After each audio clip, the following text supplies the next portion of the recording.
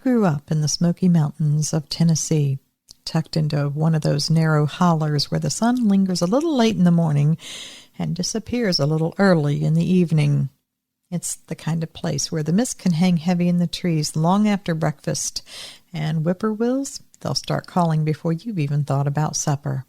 Why, that gives you a flavor of where I grew up. So let's get to the rest of this. If you've lived in the mountains long enough, you come to know which sounds belong and which do not.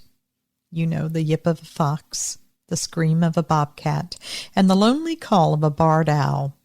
They all have their place, and though they may send a shiver down your spine the first few times you hear them, they will soon settle into the rhythm of the hills, and you learn to live with them. But there was one sound when I was growing up that the folks around there said didn't belong to anything they knew. They just called it the screamer. When I was a little girl growing up, the adults never talked openly about it in front of us children, but, we would hear things when they thought we weren't listening. They said that every few years, always around the turning of the season to fall, somebody up near Low Gap Ridge would be the first to hear it.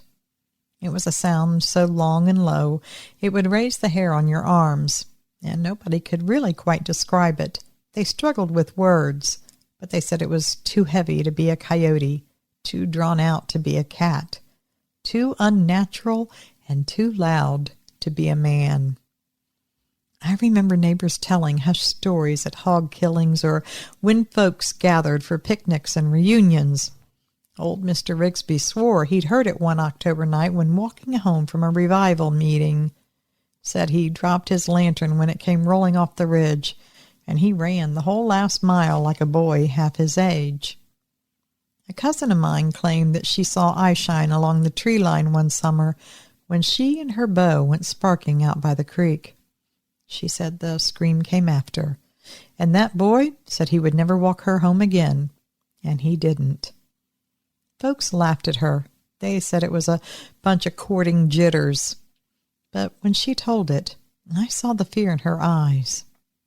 Me, I never paid those stories much mind.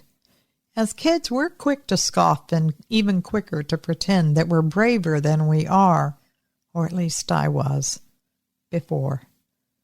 I thought everything was all superstition, just another one of those mountain tales that were designed to keep us kids close to home after dark, keeping us obedient, kind of like our own boogeyman of the mountains. Well, that was before the autumn evening, when I heard and eventually saw it for myself. I must have been 12. The air that year had that hollow feeling it gets when the first real cold snap is on its way. The leaves had turned brittle and bright. I remember they painted the ridge in beautiful fiery colors that year, and it seemed that the smoke of someone burning some kind of brush faintly drifted around on the air for weeks. My daddy had sent me out to feed the chickens before it got too dark. I remember I carried the dented tin bucket down to the coop, scattering the feed all around while the hens pecked and clucked. The sun was sinking fast, as it does on autumn days. That's when it came. A howl rose up from Low Gap Ridge. At first I thought it was wind in the pines, but then it grew stronger, deeper. It started off low, then climbed higher, like a fiddle string that was wound too tight. Then it broke off all at once. The chickens were going wild, wings slapping against the wire, some of them trying to throw themselves against the boards of the coop. The dogs were barking in the yard, not their usual angry bark, but a sharp and unsure kind of bark, their tails pinned down under their bellies. I emptied the feed bucket quickly, and I got myself in the house lickety-split. I thought my parents maybe hadn't heard the howl, but I recall that just as I was going into the door at the back porch, my father had opened it. I think he did hear it, and he was coming out to get me, but he never said that. We just shut everything up tight that night, and that was it. It might have been a week or two later, and I was in the small barn finishing up some chores before school when suddenly an ear-splitting sound came from just the other side of the barn wall from where I was. Now, this wasn't a howl or a yell exactly. It was something in between. It was a very loud vocal of a kind that I cannot find a word for. It scared me so bad, I jumped back and dropped the fork that I was haying with. I backed up right to the middle of the barn run between pens.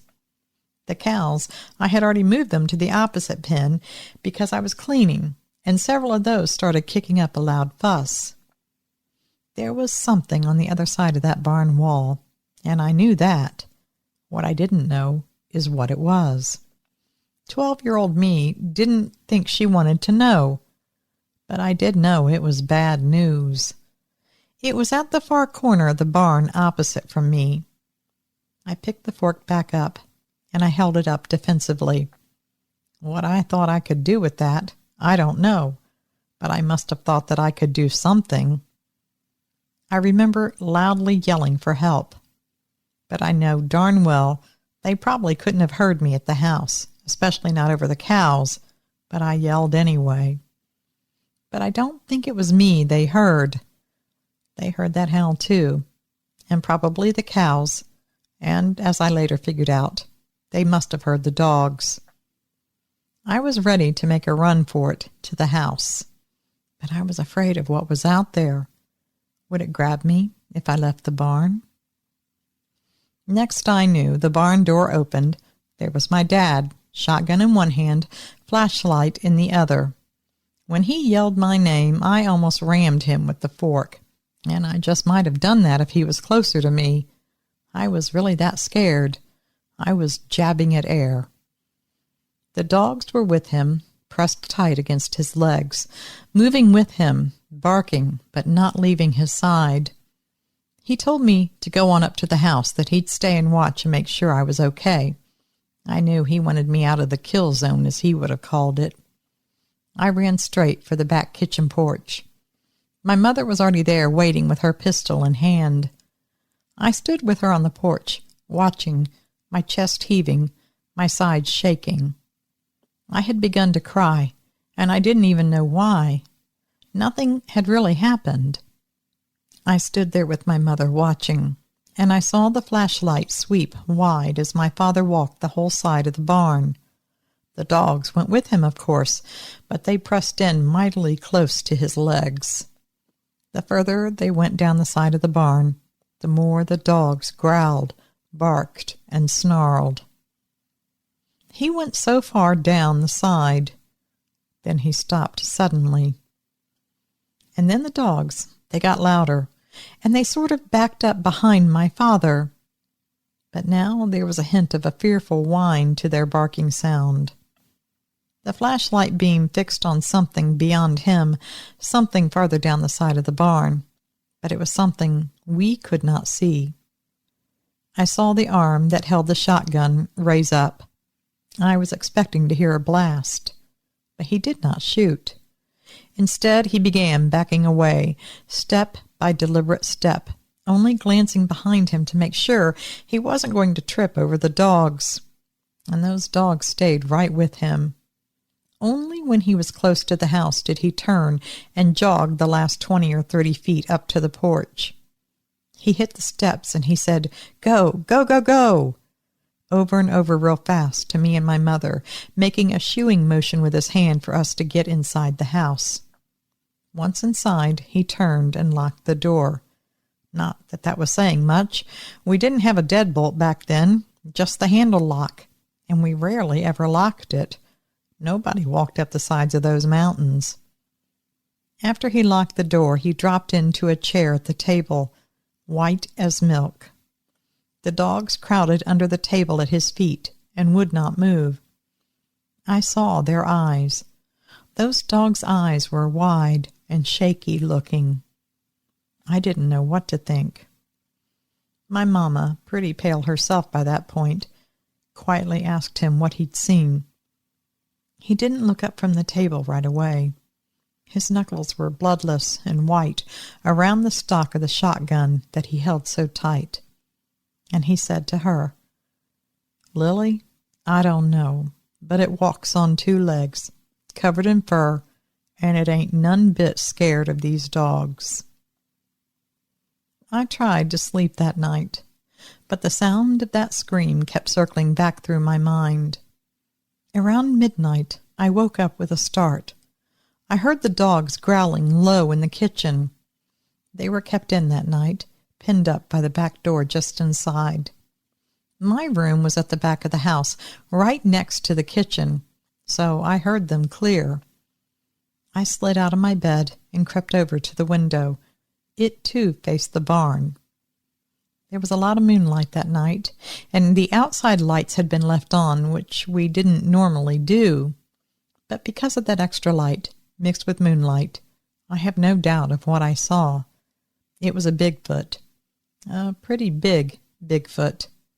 Or maybe it seemed so big because it was very close. It was as close as the back porch. I know it heard the dogs because that's the direction it was looking. I'm going to take a guess and tell you it might have been 10 or 15 feet from the porch. It was close enough I could see a lot of things about it. It stood nearly as tall as the porch roof, and that was about 8.5 feet off the ground. Where it stood, the barn was back in the distance behind it, and that barn was an old gray that was almost white, so I could actually make it out against the backdrop of the light barn. It had very wide shoulders and a very wide chest. I could see the definition of its arms, but I couldn't tell you where they stopped. It was so far down, though, it was all dark with no light. I am certain, however, that it was covered in some type of hair all over. I know it sounds odd to say that I could see the texture in the dark, but somehow I know that I did. I saw the outline of the head, but I can't tell you anything about the face, which that bothers me to this day. I still have dreams about it, you see, and when I do, I see a face. But I know that it's just one that my mind has made up, because I did not and could not see it that night. The problem is, the face in my dreams is full of fangs and has a snarling mouth, and I do not like that face. And from all the things that I've read and seen online, that probably isn't how that face really was, but I just can't shake it out of my dreams. At that moment that I saw it, I was paralyzed. I so badly wanted to go and wake my parents, but I could not make myself move. I wanted it to go away, but no, it stayed right there, probably a good solid minute or 2. I had the feeling that it had been checking around the house, and when it heard the dogs, it stopped. Now, it seems to me that it was thinking or waiting or trying to decide what to do. I'll say more on that in a minute. But with every passing second, the dogs got louder and louder. Now they were full on growling, barking, and snarling. I saw a light down the hall turn on. Then I heard my father's footsteps storming through to the kitchen. And I know that Bigfoot heard his footsteps too. It suddenly moved to face the kitchen door straight on, like it was ready to charge or fight. I then saw the kitchen light flip on. I could see it outside on the ground where it shined through the windows. I could see more of the Bigfoot now, but only briefly, just for a part of a second. Mostly, I saw eye shine for that minimum second, and that was when it moved. It saw more light, and whatever decision it had been trying to make, it suddenly made. I saw it pivot and walk with heavy, slow steps towards the barn area. It was way out there in the darkness, probably already to the tree line, when I heard the back door open and my father step out. I saw his flashlight sweep the ground outside. After a few seconds, he came in and shut the door. I got up and walked to the kitchen door. My mother was also there. I told them both what I had just seen. I didn't use the word Bigfoot because I didn't know the word back then. This was in 1965 or maybe 1966. I suppose I should have told you that before. But I described it to them, and I must have said things that rang true, because my father did not doubt me. While I'm telling him that, we hear the chickens start up briefly. But before he could get up and get his boots, they settled down, and no chickens were found to be missing. And the dogs, they didn't settle down that night until it must have been far from the house, and even then they took shelter under the kitchen table. A few days after all of this, I heard my dad talking with a neighbor who was visiting. I guess he'd been having some problems too. I stayed quiet and I listened, just on the other side of the room. The neighbor said that it liked to eat dogs too, and that it had taken 3 of his so far that month. Then my dad said he should probably keep his dogs inside, and then he thought maybe that was why it had come close to our house that night, maybe to see if the dogs were outside, which sometimes admittedly they were in nice weather, but not as a rule. I shivered when I heard him say that. Then they talked about chickens going missing and many other things they said were the work of that thing, the screamer, they called it. They didn't have a real word for it either, I guess. So that was it. It heard the dogs and was trying to decide if it could get to them. I had my answer. Now there are many other threads with what happened that autumn that I know are somehow connected, but they don't make a lick of sense. Like piles of rocks we would find around the barn. Laundry that suddenly went missing off the line that never was found. And that was a regular thing that happened that autumn. Now before that and after that, we could always find the laundry if it blew off the line. Never once in all the years we lived there did anything ever go missing, except for that autumn. Of course, we would hear howls and screams at night, and the dogs got to where they didn't want to go far, and they stayed together, which was unusual up to that point. And we still had the odd chicken go missing from our coop from time to time, yet no damage to the coop, as if it knew how to work the lock. After that, things became mostly normal by winter. I never saw it again, but people around there still talked for the next year. I heard a lot of things that as a young girl I wasn't supposed to. Things like how a neighbor down the ridge lost 2 hogs on one night and found nothing but a bloody mess. Then there was Tommy Markham who lived down the way. We knew him real well. Nice guy, good hunter. But he came back one time so pale and shaky. He said that he was dressing a deer when something close by started making those awful screams, and they started working their way closer to him. He kept on dressing his deer as fast as he could, wanting to get out of there. But then he started to get hit with rocks. When he stood up, thinking it was somebody being silly and pranking him, he looked up and he said he described something exactly like what I saw that night. He left that deer. He abandoned it right there. And I really don't know if Tommy ever went out there hunting again. There were a lot more things, but I don't know what all is and is not connected. But I never saw it again. I am not aware of it if it ever came back to our place for certain, other than missing chickens. You see, after that I did not go out to the coop or to the barn alone past dusk. That was one of the new rules. Any time the dogs picked up their heads or started growling when it was dark outside, we all paid attention. My dad also bought another shotgun and kept it and extra shells out in the barn. Don't worry, you couldn't have walked in and seen it. But he just didn't want to be cornered out there, and he didn't want to carry the shotgun every single place he went. Now, after a few months over the winter, this all started to fade away, in my head at least.